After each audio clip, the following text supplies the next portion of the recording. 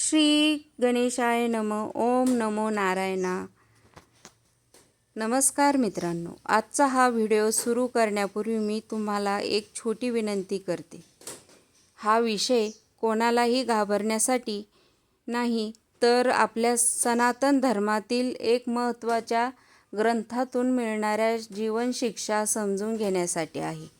आज आपण बोलणार आहोत गरुड पुराणाबद्दल. अनेक लोकांना वाटतं की गरुड पुराण म्हणजे फक्त मृत्यूनंतर काय होतं हे सांगणारा ग्रंथ आहे.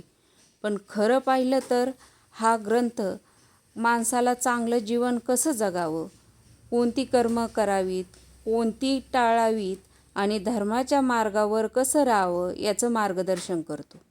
सनातन परंपरेनुसार भगवान विष्णूंनी स्वतः आपले वाहन असलेल्या गरुडाला हे ज्ञान सांगितलं. त्या संवादातून हा ग्रंथ निर्माण झाला अशी श्रद्धा आहे. एकदा गरुडाने भगवान विष्णूला अत्यंत गंभीर प्रश्न विचारला. प्रभू, या पृथ्वीवर जन्म घेणाऱ्या प्रत्येक जीवाला एक दिवस मृत्यू येतो, पण मृत्यूनंतर आत्म्याचं काय होतं? चांगली आणि वाईट कर्म करणाऱ्यांना काय फळ मिळतं आणि माणसाने असं काय करावं की त्याचं जीवन अर्थपूर्ण होईल? भगवान विष्णू हसले आणि म्हणाले, गरुडा, तू विचारलेले प्रश्न केवळ तुझे नाहीत, प्रत्येक मानवाच्या मनातील कधी ना कधी हे प्रश्न निर्माण होतात. म्हणूनच मी तुला हे गूढ ज्ञान सांगतो. मित्रांनो, गरुड पुराण आपल्या सर्वात आधी एक गोष्ट शिकवतं, ती म्हणजे जन्म आणि मृत्यू हे निसर्गाचे अटळ नियम आहेत. जो जन्माला आला आहे त्याचं मृत्यू निश्चित आहे. मात्र मृत्यूची भीती बाळगण्याऐवजी जीवनात सत्कर्म करून अधिक महत्त्वाचे आहे. गरुड पुराणानुसार माणसाचं प्रत्येक कर्म नोंदवलं जातं. आपण बोललेले प्रत्येक शब्द, आपली केलेली कृती, आपण दिलेला आनंद किंवा दुसऱ्याला दिलेले दुःख, हा सर्वाचा परिणाम आपल्या जीवनात आणि पुढील प्रवासावर होतो अशी श्रद्धा आहे.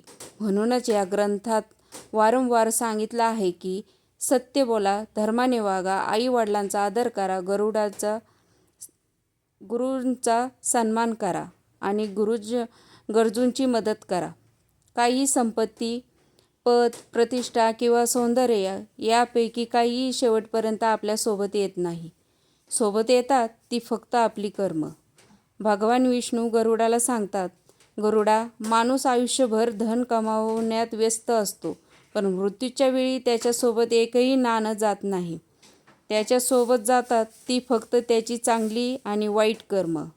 हा संदेश आजही तितकाच महत्त्वाचा आहे. आजच्या धावपळीच्या जीवनात आपण अनेकदा नाती, प्रेम, सेवा आणि प्रामाणिकपणा विसरून जातो. पण गरुड पुराण सांगतं, जर जीवन सुंदर करायचं असेल तर दुसऱ्यांच्या डोळ्यात अश्रू आणू नका. शक्य असेल तिथे मदत करा.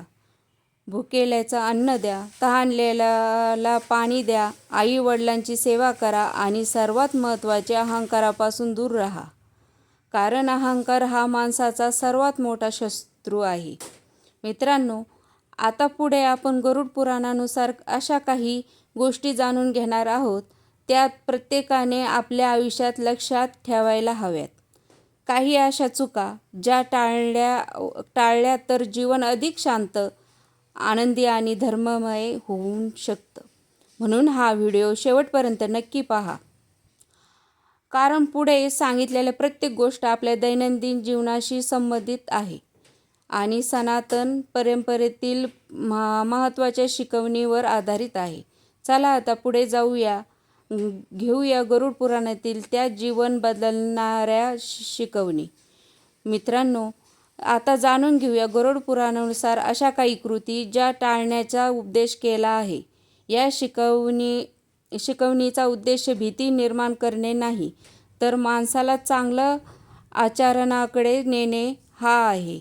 पहिली गोष्ट, असत्य बोलणे. गरुड पुराणानुसार सत्य हे धर्माचा पाया आहे. खोटं बोलून काही काळ फायदा होऊ शकतो, पण शेवटी त्याचे परिणाम भोगावे लागतात अशी शिकवण ह्या ग्रंथात दिली आहे. म्हणूनच प्रत्येक स्थितीत शक्य तितकं सत्य आणि प्रामाणिकपणा जपण्याचा प्रयत्न करावा. दुसरी गोष्ट, आई वडील आणि गुरूंचा अपमान. सनातन परंपरेत आई वडिलांना आणि गुरूंना अत्यंत उच्च स्थान दिलं आहे. त्यांचा अपमान करणं किंवा त्यांच्याशी उद्धटपणे वागणं हे अयोग्य मानलं गेलं आहे. त्यांच्या सेवा आणि आदर हेच खरे पुण्य असल्याचं अनेक धर्मग्रंथ सांगतात. तिसरी गोष्ट, दुसऱ्यांचा हक्काने घेणे. चोरी, फसवणूक किंवा कपटाने धन मिळवणं हे धर्माच्या विरुद्ध मानलं गेलं आहे. कष्टाने मिळालेले धनच सुख देतं अशी शिकवण दिली जाते. चौथी गोष्ट, निरपराध प्राणी आणि जीवनाचा विनाकारण त्रास देणे. गरुड पुराणात सर्व जीवांबद्दल दया ठेवण्याचा उपदेश आहे. शक्य तितकं करुणेने वागावं आणि विनाकारण कोणालाही दुःख देऊ नये. पाचवी गोष्ट, अहंकार. मित्रांनो, अनेकदा माणूस पैसा, पद किंवा यश मिळाल्यावर स्वतःलाच सर्वश्रेष्ठ समजू लागतो. पण गरुड पुराण वारंवार सांगतं की अहंकारामुळे विवेक नष्ट होतो. नम्रता हीच खरी शक्ती आहे. सहावी गोष्ट, गुरुजूंकडे दुर्लक्ष करणे. जर आपल्याला क्षमतेनुसार एखाद्या मदत करता येते असेल तर ती करावी. अन्नदान, पाण्याची सेवा, गरजूंना मदतीचा हात देणे याला सनातन धर्माचा मोठा महत्त्व दिलं आहे.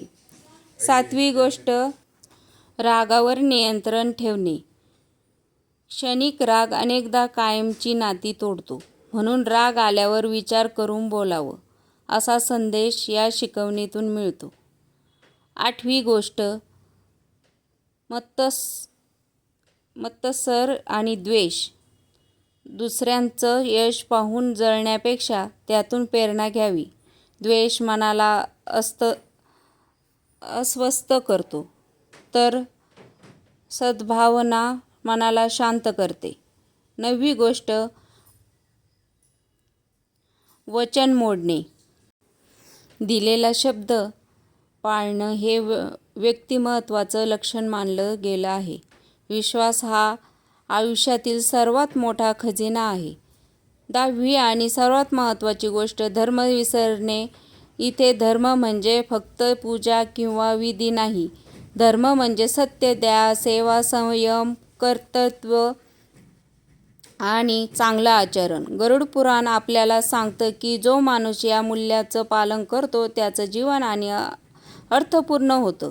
मित्रांनो, आतापर्यंत आपण अशा 10 गोष्टी जाणून घेतल्या ज्या टाळण्याचा उपदेश केला आहे. पण प्रश्न असा आहे, फक्त वाईट टाळून पुरेसं आहे का? नाही.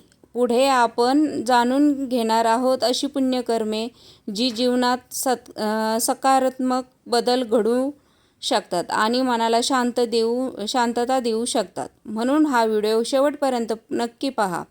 मित्रांनो, आतापर्यंत आपण अशा गोष्टी जाणून घेतल्या ज्या टाळण्याचा उपदेश केला जातो. आता जाणून घेऊया गरुड पुराणात आणि सनातन परंपरेनुसार अशी कोणती आचरणे आहेत जी मन, समाज आणि जीवन अधिक चांगले बनवू शकतात. पहिलं पुण्यकर्म, आई वडिलांची सेवा. आपल्याला आयुष्यातील पहिले गुरु म्हणजे आई वडील. त्यांच्या त्यागातील किंमत कोणत्याही संपत्तीने मोजता येत नाही. त्यांच्याशी प्रेमाने बोलणे, त्यांच्या गरजा समजून घेणे आणि त्यांचा सन्मान करणे हे मोठे पुण्य मानले गेले आहे. दुसरे पुण्यकर्म, अन्नदान. सनातन अन्नदानाचा श्रेष्ठ दानापैकी एक मानले जातात.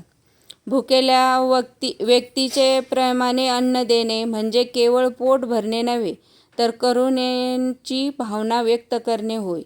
दान हे दिखाव्यासाठी नव्हे तर निस्वार्थ भावने करावे अशी शिकवण दिली जाते. तिसरे पुण्यकर्म, सत्य आणि प्रामाणिकपणा. कठीण प्रसंगीही सत्याचा मार्ग सोडू नये.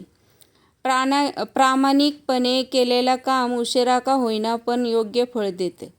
चौथे पुण्यकर्म, सर्व जीवावर दया, माणूस असो, प्राणी असो किंवा पक्षी, शक्य तितके प्रेम, करुणा आणि संवेदनशील ठेवावी. दुसऱ्याला विनाकारण त्रास देणे हेही एक मोठे धर्मकर्म आहे. पाचवे पुण्यकर्म, संयम. आजच्या काळात प्रत्येकाला सर्व काही लगेच हवे असते, पण संयम माणसाला योग्य निर्णय घेण्यास मदत करतो. राग, लोभ आणि मोह यावर नियंत्रण ठेवणे हीच खरी साधना आहे. सहावे पुण्यकर्म, क्षमा. आपल्याला दुखावणाऱ्या प्रत्येक व्यक्तीचा द्वेष करत राहिलो तर सर्वात जास्त त्रास आपल्यालाच होतो. क्षमाशीलता मन हलकं करणे आणि शांतता देणे. सातवे पुण्यकर्म, सत्संग आणि चांगले विचार. ज्या लोकांसोबत आपण राहतो तसा आपला स्वभाव घडत जातो. म्हणून चांगल्या विचारांच्या सहवासात राहण्याचा प्रयत्न करावा. चांगली पुस्तके वाचावी, धर्मग्रंथाचा अभ्यास करावा आणि सकारात्मक विचार मनात ठेवावे. आठवे पुण्यकर्म, लोभाचा त्याग. जितका लोभ वाढतो तितकं समाधान कमी होतं. कष्टाने मिळालेल्या गोष्टीची कदर करावी आणि दुसऱ्यांच्या संपत्तीवर डोळा ठेवू नये. नववे पुण्यकर्म, कर्तव्यनिष्ठा. आपण विद्यार्थी असू, शेतकरी, कर्मचारी किंवा व्यापारी, आपले कर्तव्य प्रामाणिकपणे पार पाडणे ही सुद्धा एक प्रकारची पूजा आहे. भगवंताला फक्त मंदिरातील पूजा नाही तर प्रामाणिक कर्मे ही प्रिय आहे, अशी शिकवण अनेक धर्मग्रंथात आढळते. 10वे आणि सर्वात महत्त्वाचे पुण्यकर्म, ईश्वराचे स्मरण. ईश्वराचे स्मरण म्हणजे केवळ तासनतास पूजा करणे नाही.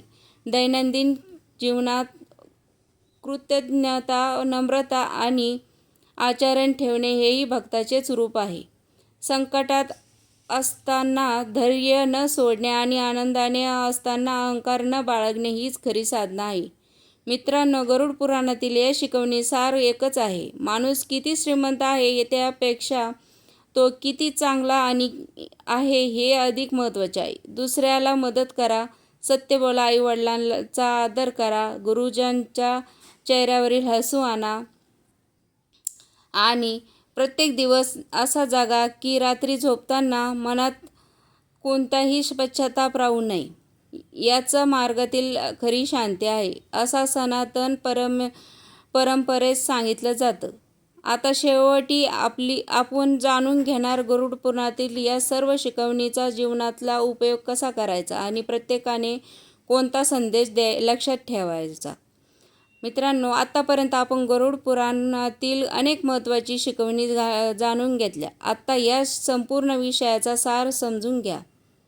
अनेक लोक गरुड पुराणाचं नाव ऐकताच घाबरतात. त्यांना वाटतं ही ग्रंथ फक्त मृत्यूबद्दल सांगतो, पण खरं आपले ग्रंथ आपल्याला मृत्यूची भीती नाही तर योग्य पद्धतीने जीवन कसं जगायचं हे शिकवतात.